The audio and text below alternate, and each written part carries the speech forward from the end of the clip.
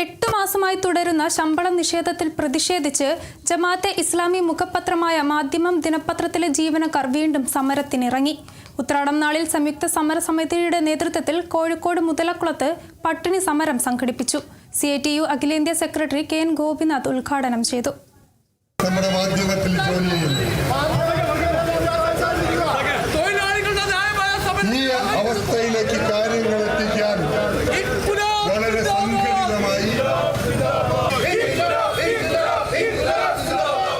ഓണക്കാലത്തും ശമ്പളം കുടിശ്ശിക തീർക്കാതെ വന്നതോടെയാണ് സംയുക്ത സമരസമിതി നേതൃത്വത്തിൽ മാധ്യമം ദിനപത്രത്തിലെ ജീവനക്കാർ വീണ്ടും സമരത്തിനിറങ്ങിയത്.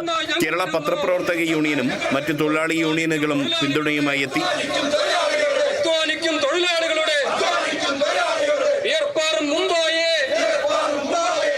എട്ട് മാസമായിട്ടും ശമ്പളം നിഷേധിക്കുന്ന മാധ്യമം മാനേജ്മെന്റിന്റെ നടപടി അപരിഷ്കൃതമാണെന്ന് സമരം ഉദ്ഘാടനം ചെയ്ത CITU അഖിലേന്ത്യാ സെക്രട്ടറി KN ഗോപിനാഥ് പറഞ്ഞു.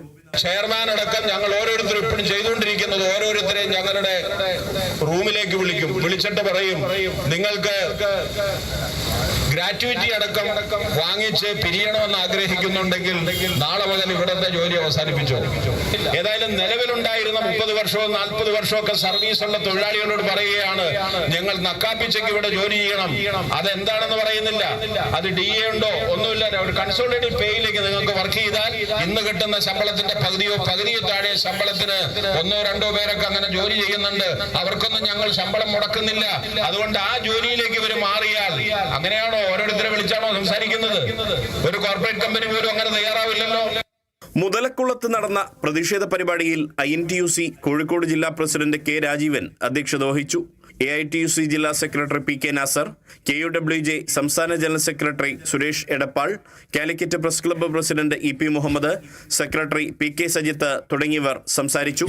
കഴിഞ്ഞ ദിവസം തൊഴിൽ വകുപ്പ് മന്ത്രി ബിന്ദു കൃഷ്ണയുടെ സാന്നിധ്യത്തിൽ നടത്തിയ ചർച്ച പരാജയപ്പെട്ടിരുന്നു. തുടർന്നാണ് തിരുവോണത്തലേന്ന് മാധ്യമത്തിലെ ജീവനക്കാർ പട്ടിണി സമരം നടത്തിയത്.